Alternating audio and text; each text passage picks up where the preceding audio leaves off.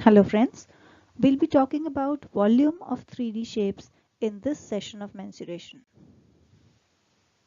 So let's first understand what do we mean by volume.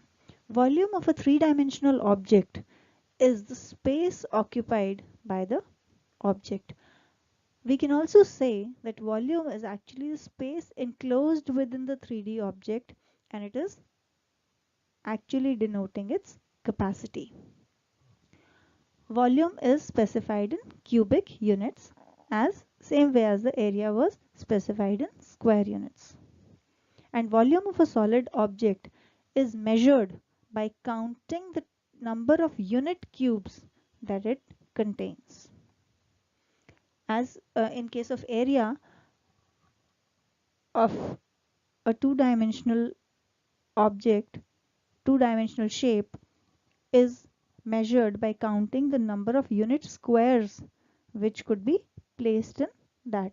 Similarly, the volume of a solid object is measured by counting the number of unit cubes that it contains. Let's now try to understand why do we want to find the volume. What is the use of it? They're very useful in our daily life. Volume measurement is required to find out how much liquid can be stored in a container. And a very simple example of this is the water bottle that we carry in the school.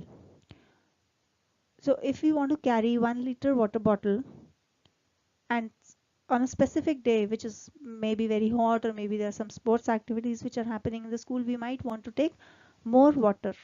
So then we'll take 1.5 or 2 liter water bottle. That is what specifies the volume, basically indicating how much is the capacity of that bottle, how much water can it hold. Some object of a particular shape need to be recast into another shape or smaller objects.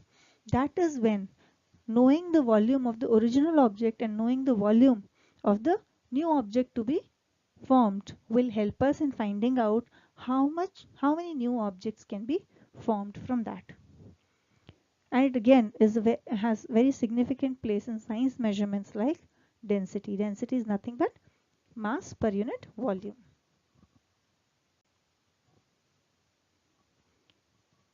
Let's try to find out the volume of a cube or a cuboid. So volume of any solid is given by the area of its base multiplied with its height. Now let's take a cube of side A. Now this cube can be represented in this way. These are the three sides which are not visible from the front view.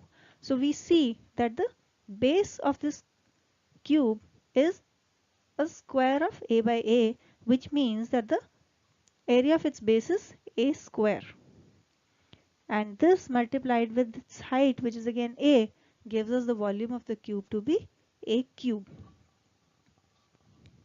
Similarly, if we see the volume of a cuboid, that is also given by its area of the base multiplied by its height, and area of the base in this case will become LB, and that is multiplied with the height, which becomes LBH as the volume of cuboid.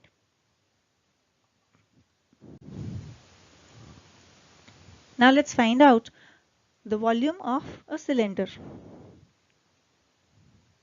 The volume of cylinder is also the product of the area of its base with its height.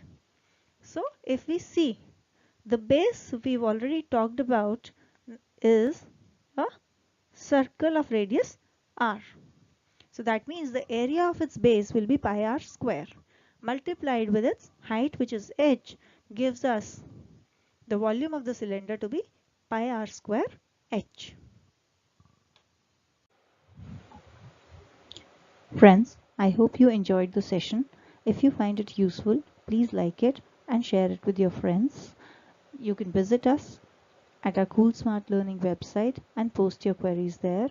And please subscribe to the Cool Smart Learning channel for getting updates on the new sessions. Thank you.